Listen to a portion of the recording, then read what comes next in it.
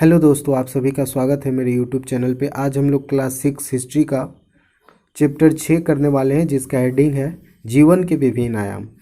इसका first video अब already upload किया जा चुका है, इस चैप्टर का फर्स्ट पार्ट। तो वो पहले जा कर के देखिएगा। ये जो चैप्टर 6 है जीवन के विभिन्न आयाम, इसका दूसरा लेक्चर होगा। तो फर्स्ट वीडियो में हम लोगों ने जहाँ से इस चैप्टर को ख़त्म किया था वहाँ से इसकी शुरुआत करते हैं, ठीक है। तो हमने इससे पहले इन सारी चीज़ों को जाने थे कि आर्य कौन थे, इन सारी चीज़ों को जाने थे कि आर्य कौन थे, ऋग्वेद क्या होता है, वेद कितने हैं, ब्राह्मण क्या है, अरण्यक क्या है, इन सारी चीज़ों को, उपनिषद क्या होते हैं, कितने उपनिषद हैं, इन सारी चीज़ों को हमने पिछले वीडियो में डिस्कस किया है। अब आगे पढ़ते हैं आर्यों का बसाव। हमें क्या पढ़ना है? आर्यों का बसाव। हम लोगों ने जाना था कि जो आर्य लोग हैं वो भारत के उत्तर पश्चिमी भाग में आकर के बसे थे। तो वो लोग कहाँ से आए थे? तो ऐसा बताया जाता है कि वो लोग सेंट्रल एशिया से आए थे। कहाँ से आए थे? मध्य एशिया से वो लोग भारत के उत्तर पश्चिमी भाग में आकर के बसे थे। तो इन्हीं सब चीज़ों को अच्छे से डिस्कस करेंगे, जानेंगे बहुत अच्छे तरीके से। तो प्लीज़ वीडियो को कंप्लीट देखिएगा, और अभी तक चैनल को सब्सक्राइब नहीं किया है, नए हैं चैनल पे, तो प्लीज़ चैनल को जरूर सब्सक्राइब कीजिएगा और वीडियो को लाइक कीजिएगा और अपने फ्रेंड्स के साथ शेयर भी कीजिएगा, ठीक है। तो आइए शुरुआत करते हैं। तो क्या है कि वैदिक आर्य, यानी कि जो आर्य लोग थे, हम लोगों ने जाना था कि आर्य लोग कौन थे। तो आर्य लोग जो थे वो एक खास ग्रुप को कहा जाता था जो लोग संस्कृत बोलते थे और भारत के पश्चिमी भाग में आकर के बसे थे। और कहाँ से आकर के बसे थे? तो वो मध्य एशिया से आकर के बसे थे, ठीक है। तो क्या करें कि वैदिक आर्य कई समूहों में भारत आए, ठीक है। ऋग्वेद में आर्य निवास स्थल के लिए सप्त सैंधव शब्द का प्रयोग किया गया है, यानी कि जहाँ पे जिस जगह पे आर्य लोग रहते थे उस जगह के लिए कौन सा नाम यूज किया गया है ऋग्वेद में? सप्त सैंधव। क्या बोला गया है? सप्त सैंधव, जिसे आजकल हम पंजाब, यानी कि जिसे हम आजकल क्या बोलते हैं? पंजाब। वर्तमान भौगोलिक स्थिति के अनुसार भारत और पाकिस्तान का जो पंजाब प्रांत है, तो आपको ये भी पता होना चाहिए कि भारत में भी पंजाब है और पाकिस्तान में भी पंजाब है। यानी कि पंजाब जो है वो एक बड़ा सा एरिया है। यहाँ पे आपको दिखाते हैं, पंजाब जो है वो एक बड़ा सा एरिया है, ठीक है। ये वाला पंजाब जो है ना, इस एरिया को क्या बोला जाता है? पंजाब बोला जाता है। जो कि पंजाब का कुछ हिस्सा, मतलब आधे से भी कम हिस्सा भारत में है और पंजाब का बहुत बड़ा हिस्सा कहाँ पे है? पाकिस्तान में है। तो इस एरिया की बात की जा रही है, ठीक है ना। तो क्या करें यहाँ पे कि तो यहाँ पे क्या करा है कि आज का जो हम वर्तमान भौगोलिक स्थिति के अनुसार भारत और पाकिस्तान का पंजाब प्रांत के नाम से पुकारते हैं, इसी क्षेत्र के बारे में ऋग्वेद में क्या नाम दिया गया है? सप्त सैंधव बोला गया है। क्या बोला गया है? सप्त सैंधव। उत्तर वैदिक युग में सप्त सैंधव प्रदेश से पूर्व की ओर बढ़ते हुए आर्य लगभग पूरे यमुना द्वाब क्षेत्र में बस गए। और ऐसा बोला जाता है कि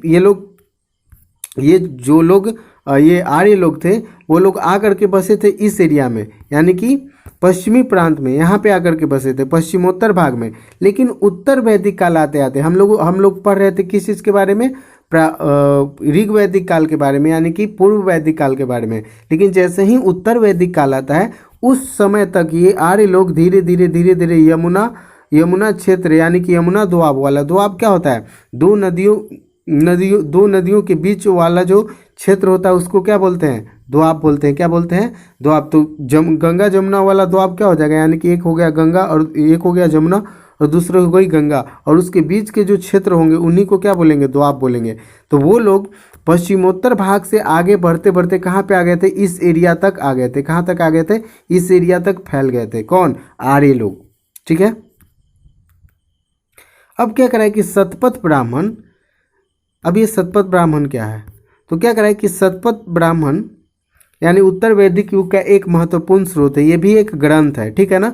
इससे पता चलता है कि आर्यों का फैलाव उत्तर वैदिक युग में वर्तमान उत्तरी बिहार के गंडक नदी तक हो गया था।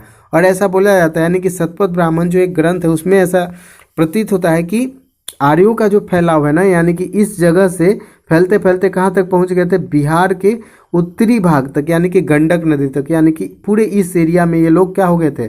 फैल गए थे। कौन? आर्य लोग। अब क्या करें कि सप्त सैंधव का मतलब क्या होता है? तो सिंधु एवं उसकी 5 सहायक नदियाँ, और उस सिंधु की सहायक नदी कौन कौन सी है?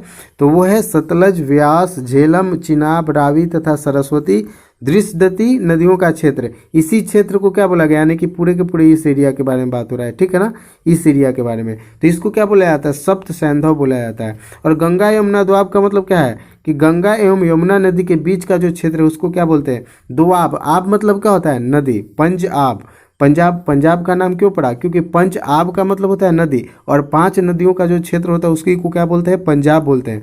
तो उसी तरीके से दो आब, दो का मतलब दो और आब का मतलब क्या होता है, नदी, यानी कि दोआब वाला क्षेत्र, यानी कि गंगा और यमुना ये 2 नदियां हो गई और उनके बीच वाला जो क्षेत्र होगा वो क्या कहलाएगा, दोआब कहलाता है, ठीक है ना। तो दोआब समझ में आ गया। पंजाब क्यों बोला गया, क्योंकि 5 नदियों वाला क्षेत्र था, इसीलिए उसको क्या बोला गया, पंजाब। तो ठीक है, आगे बढ़ते हैं।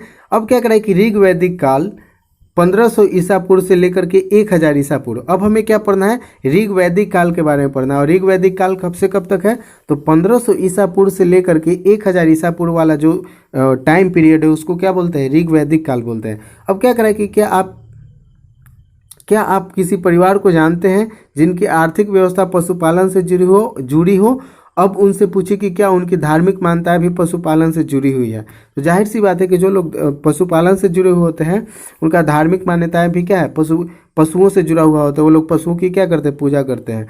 अब क्या करें यहाँ पे कि ऋग्वेद से हमें पता चलता है कि जिनके पास गाय अधिक थी, जिनके पास अधिक गाय थी वह धनी माने जाते थे।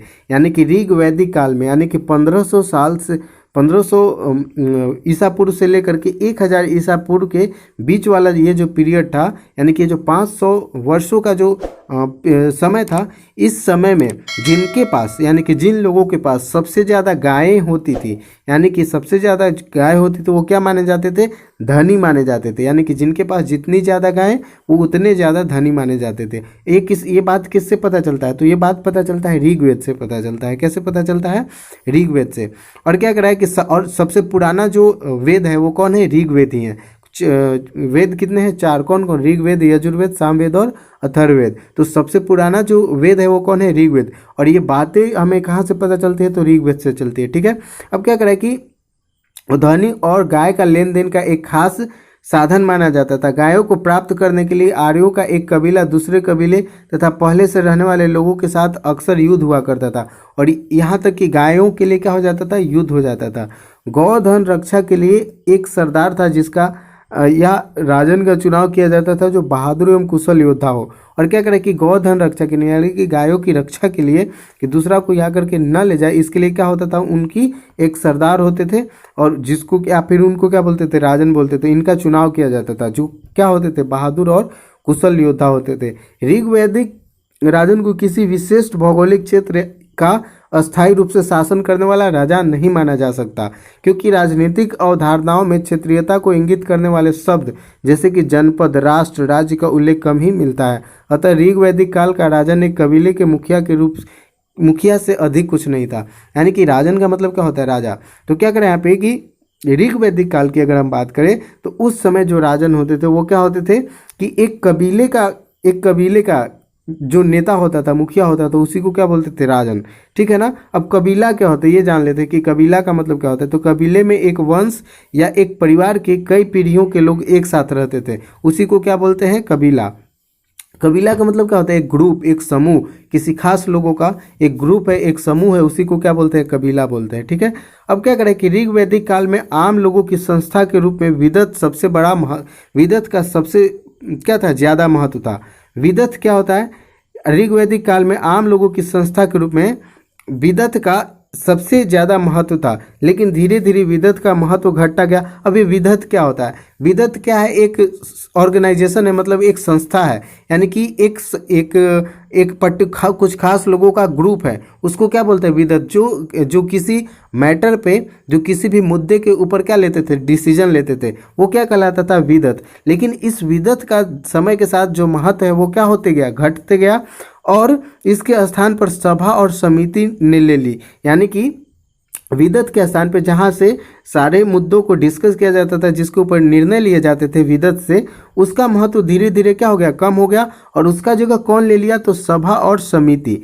सभा और समिति भी क्या है, एक एक तरीके का संस्था ही है, एक तरीके का ग्रुप है, जहाँ पे उस कबीले से यानी कि उस क्षेत्र से रिलेटेड जितने भी मुद्दे होंगे, जितनी भी बातें होंगी, उन सब के ऊपर क्या किया जाएगा, डिस्कशन किया जाएगा, उसके ऊपर विचार किया जाएगा और फिर क्या लिया जाता था, निर्णय। तो विदत के जगह पे कौन सा जो दो सभाएं थी वो स्थान ले लिया, तो सभा और समिति ने ले लिया। सभा का विशिष्ट स्थान था जिसके सदस्य केवल प्रतिष्ठित लोग ही हुआ करते थे, जबकि समिति आम लोगों की संस्था थी। तो ये भी याद करना है कि सभा के वही लोग मेंबर बन सकते हैं, यानी कि सभा के वही लोग सदस्य बनते थे जो लोग क्या होते थे, प्रतिष्ठित हुआ करते थे, यानी कि जिनका मान सम्मान था, तो जो बड़े थे उन्हीं वही लोग क्या बन सकते थे, सभा के मेंबर बन सकते थे। लेकिन अगर बात करें समिति की, तो समिति में आम लोग, ये समिति जो थी वो क्या थी, आम लोगों की संस्था थी, यानी कि आम लोग भी इसके मेंबर बन सकते थे। इन संस्थाओं की बैठक में राजा का भाग लेना अनिवार्य था, यानी कि सभा और समिति में,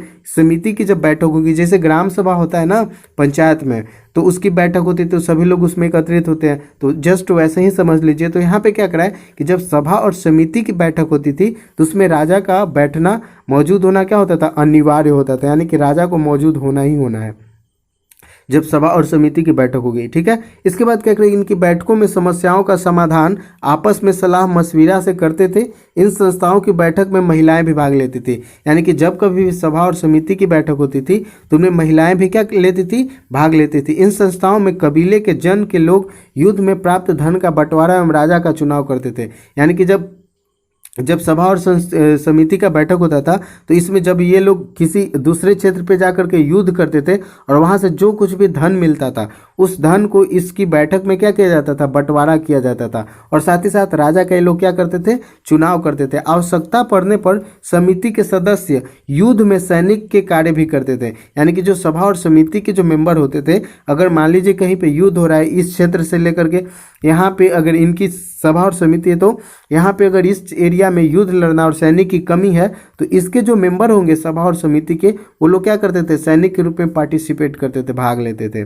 अब क्या करें कि ऋग्वैदिक काल में आर्यों का मुख्य पेशा पशुपालन था। तो ये बात याद रखना है कि जो ऋग्वैदिक काल में यानी कि 1500 साल से लेकर के ईसा पूर्व से लेकर के 1000 ईसा पूर्व के बीच का जो समय है, इस समय में जो आर्य लोग थे उनका मुख्य पेशा, पेशा का मतलब क्या होता है, कार्य, मतलब जिससे जीवन यापन जिया जा सके, यानी कि काम करने का तरीका। तो इनकी ऋग्वैदिक काल में आर्यों का जो मुख्य पेशा था, जो मुख्य कार्य था, वो क्या था, पशुपालन था। लोग यानी कि ये लोग किस चीज़ का क्या करते थे, तो पशुपालन करते थे, यानी कि गाय भैंस पालते थे, यानी कि इनका मुख्य जो पेशा था वो क्या था, पशुपालन। तो ये याद रखना है। इसके लिए उन्हें चारे की तलाश में अलग अलग स्थानों पर जाना पड़ता था। अब जाहिर सी बात है, पशु रखेंगे तो उन पशुओं के लिए क्या चाहिए, चारा। तो चारे के लिए एक जगह पे तो हो नहीं सकता है, बहुत सारे पशु हैं, तो उनके लिए एक जगह से दूसरी जगह क्या करना पड़ता था, जाना पड़ता था। एक जगह चारा खत्म हो जाने पर वे दूसरी जगह चले जाते थे। इस कारण विभिन्न कबीलों का किसी खास क्षेत्र पर अधिकार नहीं होता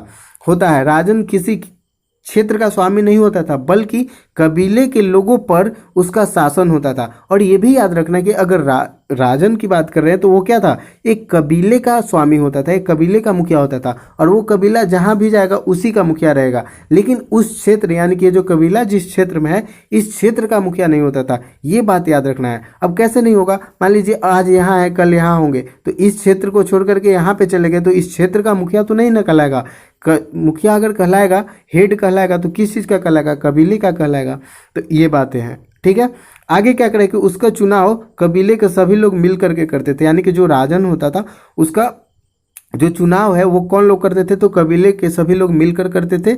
अस्थायी रूप से नहीं बसने के कारण वे खेती भी नहीं करते थे। अब जाहिर सी बात है, पशुपालन करते थे, तो पशु के चारे के लिए एक जगह से दूसरी जगह जाना पड़ता था। तो हम लोग जानते हैं कि जब फसल का उत्पादन करते हैं, जब हम लोग कृषि करते हैं, तो वहाँ पे रुकना पड़ता है, कम से कम 3 से 4 महीने तो रुकना ही पड़ेगा फसलों के पकने तक।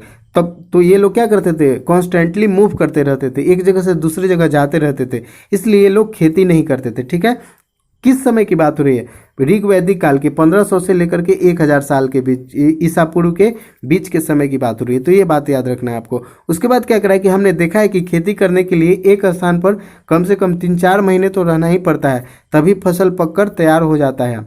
मगर हमें कुछ स्रोतों से पता चलता है कि वे जौ या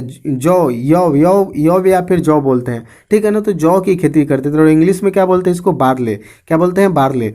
तो क्या करें कि हमें कुछ स्रोतों से पता चलता है कि वे जौ की खेती करते थे।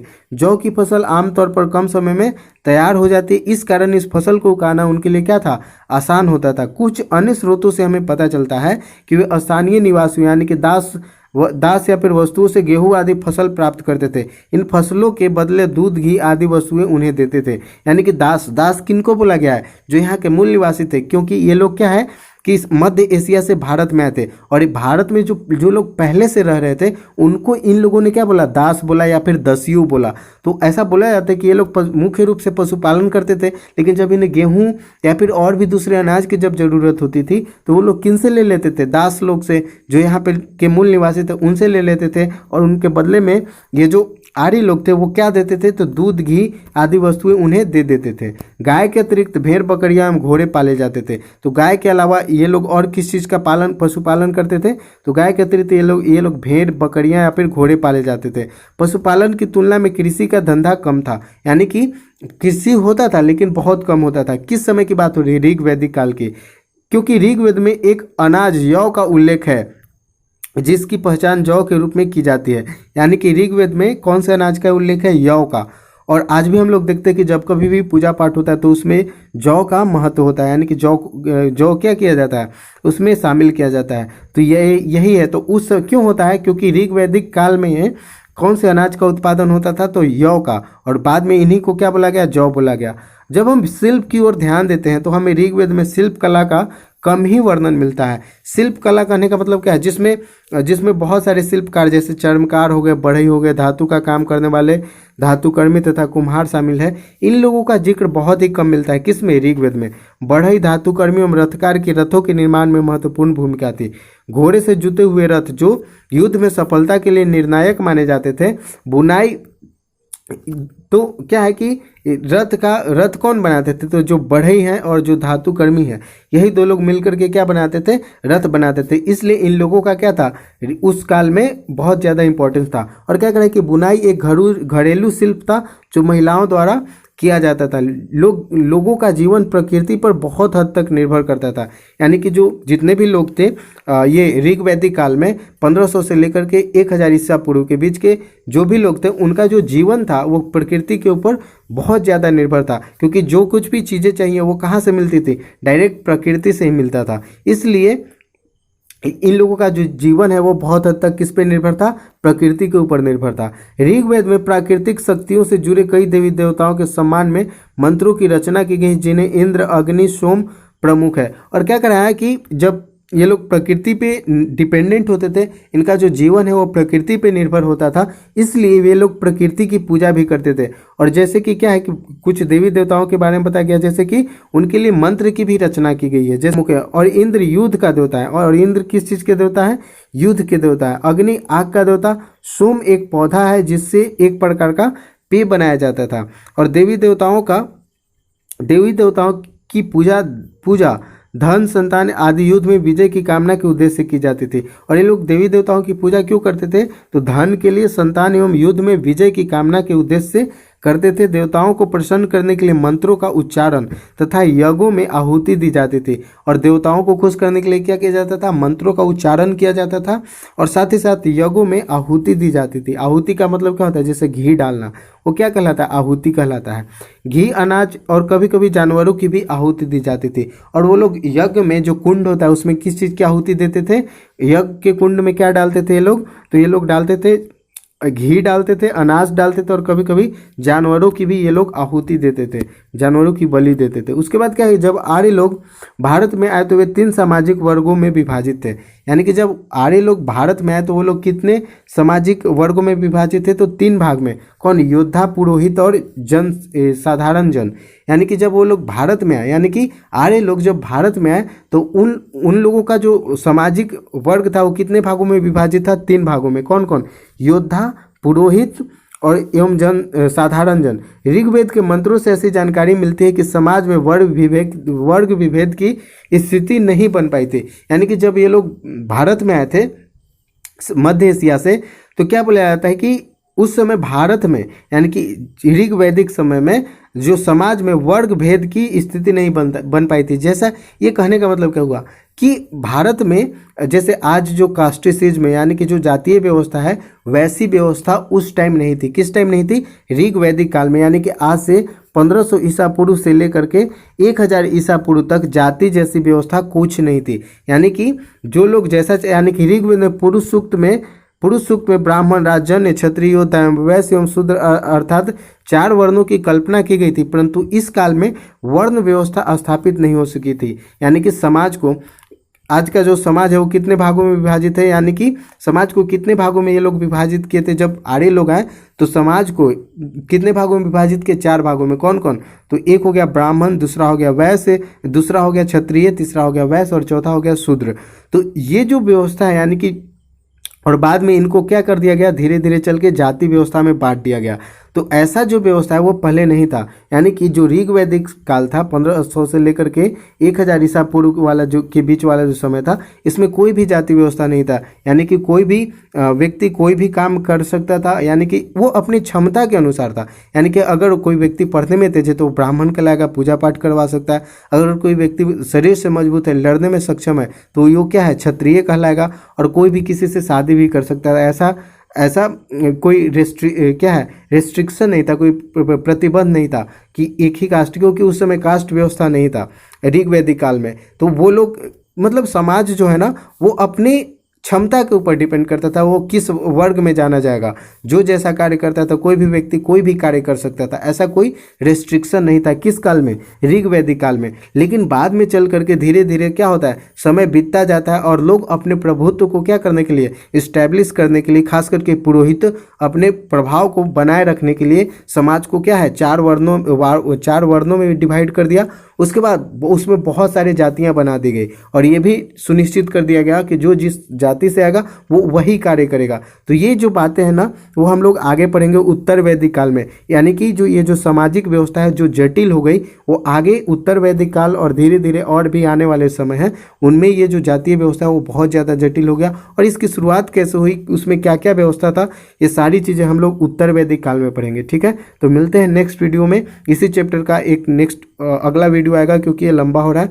तो मिलते हैं नेक्स्ट वीडियो में, तब तक के लिए धन्यवाद, टेक केयर। और अगर ये वीडियो अच्छा लग रहा है तो प्लीज़ वीडियो को लाइक कीजिएगा, फ्रेंड्स के साथ शेयर कीजिएगा और चैनल को सब्सक्राइब नहीं किए तो सब्सक्राइब कीजिएगा। तो मिलते हैं नेक्स्ट वीडियो में, तब तक के लिए धन्यवाद, टेक केयर।